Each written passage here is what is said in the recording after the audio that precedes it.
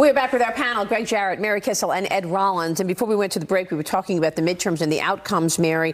The Federal Reserve of Atlanta just raised its expectation for economic growth for the third quarter to 4.6%. Yeah. You've got good outcomes, and yet the midterms seem tight as ever. Yeah, that's true, Maria. The president has a great story to tell if he talks about the economy, if he talks about regulatory reform, if he talks about energy market liberalization.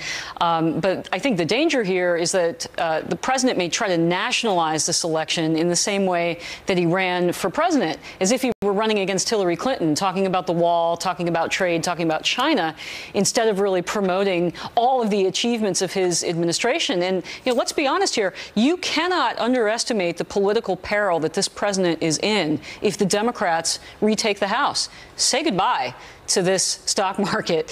Say goodbye to reg reform, any chance of welfare, health care reform in the future, or a second go at tax reform. We're never going to know what happened with the DOJ and the FBI if the Democrats take the House, because their only goal is to impeach him. Well, that's absolutely right. And Greg Jarrett, it almost feels like they are, in fact, waiting for the clock to run out.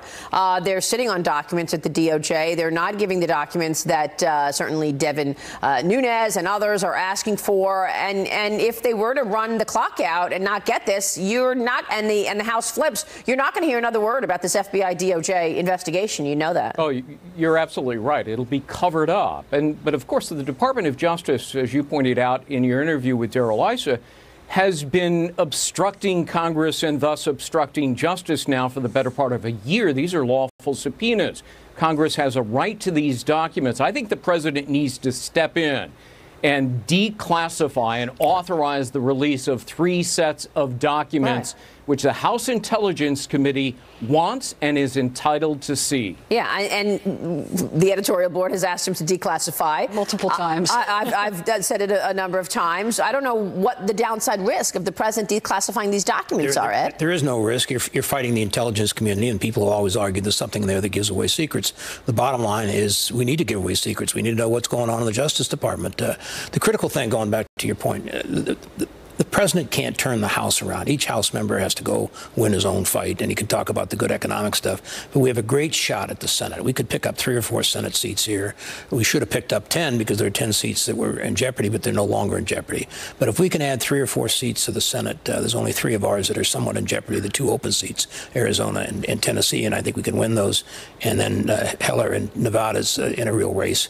But they've got 5 or 6 that are really vulnerable, starting with Florida, where we've got a real chance of winning Florida, which we have in a long time. So if he goes out and campaigns hard for those candidates, that will make a difference. If he tries to do every House race that's in jeopardy, then you are going to basically create some chaos. It feels like every time you have positive news on the GOP side, the detractors come out with some other big story to sort of, oh, nothing going on here. Let's look over here, Mary. Yeah, and there's some funny business going on, too. Look at the indictments. You had a representative in New York, Collins, and Duncan Hunter in California, who were indicted less than 3 months before the election, which is completely inappropriate. Very hard for Republicans now to put another name on the ballot in both of those areas. So it can be a dirty business, Maria, unfortunately, but an awful lot at stake in this election. There really is. Great to see everybody. Thank you so much. Ed Rollins, Mary Kissel, Greg Jarrett, great to have you. That'll do it for us this morning on Sunday Morning Futures. Thanks so much for joining us. I'm Maria Bartiromo. I'll see you on Mornings with Maria from 6 to 9 a.m. Eastern on the Fox Business Network. Weekdays, join us. Media Buzz with Howie Kurtz is up next after a short break, and we continue on Fox News looking at the life and legacy of Senator John